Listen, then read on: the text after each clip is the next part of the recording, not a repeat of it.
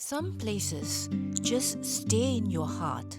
They are not just a spot on a map, they are a feeling, a memory, a lively part of the city's soul.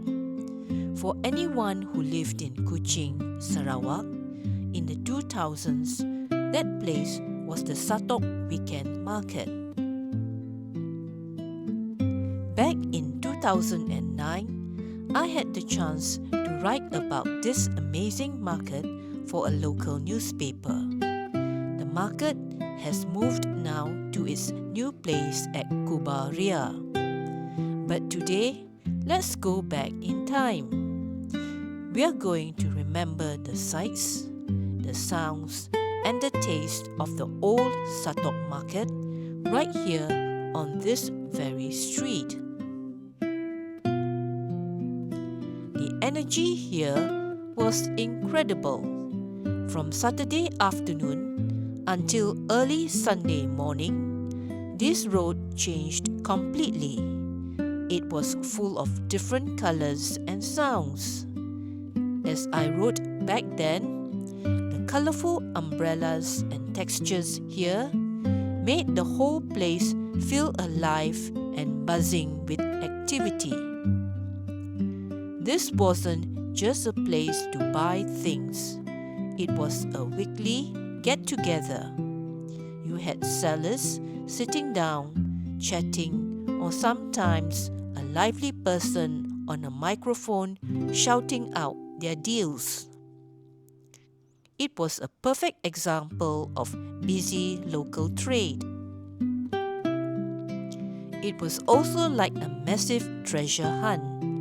You could find everything here under these huge stalls, from things you needed every day to things you never knew you wanted until you saw them. It was a lovely kind of mess, and we all loved it. But let's talk about the real heart of Satok, the food. This market was, and still is, a masterclass in Sarawakian variety. You walk through the aisle and see piles of local vegetables, the pucuk ubi or tapioca shoots, jungle ferns and local herbs. Then came the seasonal fruits, the mangosteens, the dabai, the huge jackfruits. It was beautiful to look at before it was delicious to eat. For me, a visit here wasn't complete without seeing the piles of fresh and dried seafood. The main star, of course, was the salted terubuk fish, a Sarawak favorite, especially at the Malay stalls. And who could forget the strong smell of the processed goods? Piles of belacan or shrimp paste, jars of local pickles, and those famous local crackers or keropok.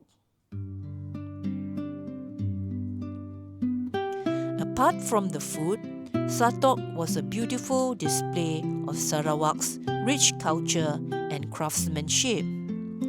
I always made sure to visit the handicraft section.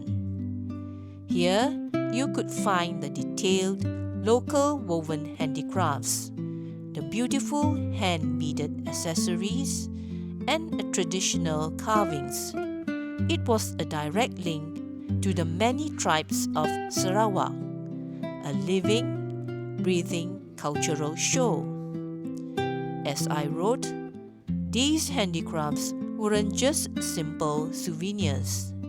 They were a beautiful representation of the different tribes here, and you could often learn their story just by asking the seller.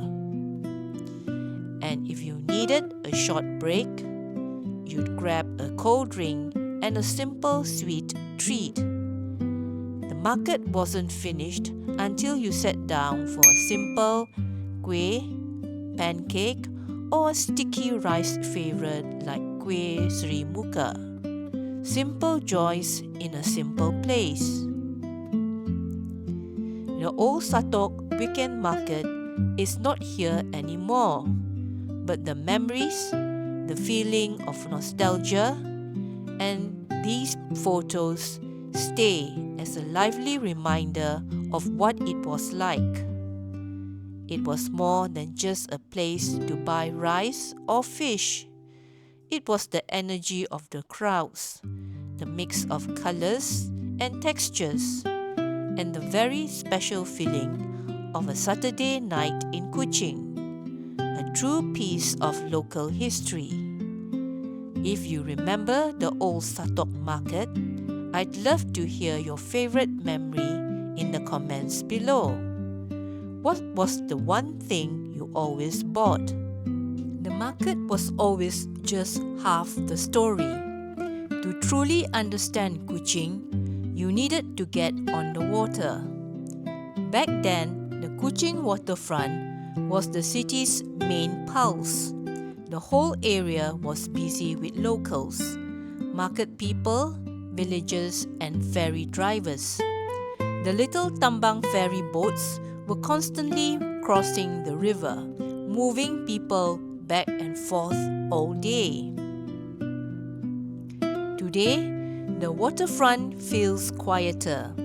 The beautiful Darul Hana Bridge, our golden bridge, is amazing and lights up the sky, but it has changed the river's rhythm.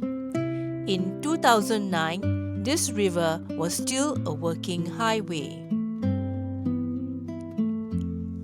I chose a small local experience, the Lan Berambeh cruise. Lan Berambeh means going out for a walk or leisurely outing in the local language. And that's exactly what it was. It was run by the local cooperative. Not a fancy tourist ship, but a budget-friendly trip that felt authentic. I remember boarding with local families, couples, and friends. It felt like being welcomed aboard an old friend's boat. The cruise took us on a 1.5-hour ride into the past. We passed all the historical landmarks that still stand along the banks. We floated past the Astana, the beautiful white palace given as a gift by Charles Brooke to his wife. We saw Fort Margarita and the colourful traditional houses on the other side. But the most striking landmark for me was the Brooke Dockyard. Back in 2009, the dockyard was still doing repairs for small government boats. It was a piece of working history. Now, it has completely stopped operations as a shipyard. I'm happy to say it's being turned into a maritime museum, saving its history for the future. This river is full of stories. It's where Sarawak history began with James Brooke and where the Sarawak Regatta still holds its exciting boat races. The Lan Berambeh cruise is no longer running and the waterfront is different. But the memories of this river journey, of the simple, affordable way to see the heart of Kuching, that will always stay with me.